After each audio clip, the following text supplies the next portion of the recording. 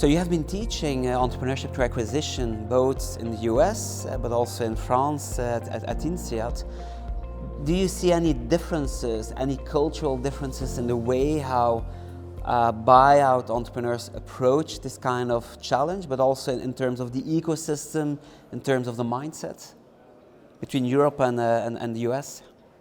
It's not because I'm an American, but it is much easier in the United States because of the size of the market, both just the volume of number of targets in the market, but also the fact that in the United States, a private equity fund is not going to buy a business under 5 million of EBITDA. It's not worth their time and effort. So that leaves a whole tranche of companies that is available to buy out entrepreneurs. And in the United States, the information on those companies doesn't exist.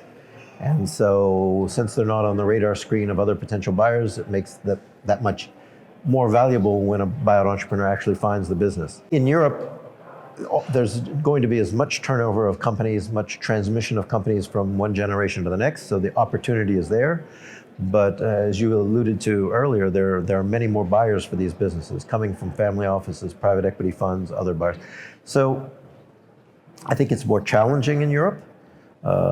It's also obviously broken into different countries. So you were mentioning, is there sufficient volume for the search fund model to take off in Belgium? Well, from the investor's perspective, probably not, because they're not going to be able to invest in 5 or 10 searchers per year in Belgium. But if you zoom out and do that on a European basis, there, yes, you could be investing in searchers in France, Spain, Germany, Belgium, Netherlands, and build that portfolio to diversify your risk. And you're also diversifying with country risk, well, not country risk, but different geographies. So I think that's possible, definitely on a European level.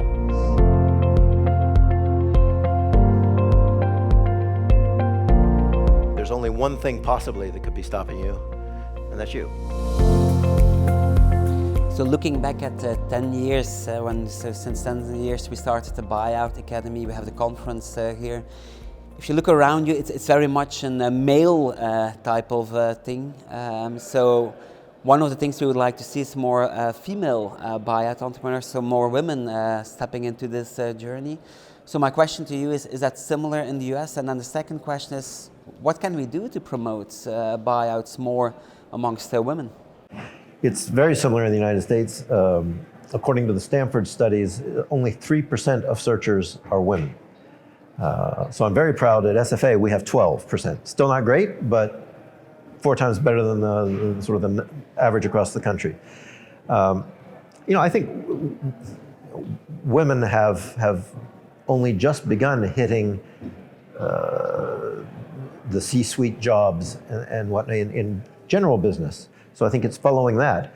And I think many women don't consider that this is a possibility for them. And it is. It certainly is. I think it's obviously women are perfectly qualified to be CEOs and run companies, and many times better than men. I think it's a great lifestyle business, both for men and women. One of the men who's one of my investors. He was the one who cooked the dinners every night. He's the one who raised the kids, and being a CEO for him was very important in that lifestyle choice, the balanced choice with his wife. So I think women have to just go and do it. The investors are certainly open and seeking women to go and start participating in the search fund ecosystem. All right, I would like to thank you, Timothy. I think, 10 years ago, you were the keynote speaker at this event.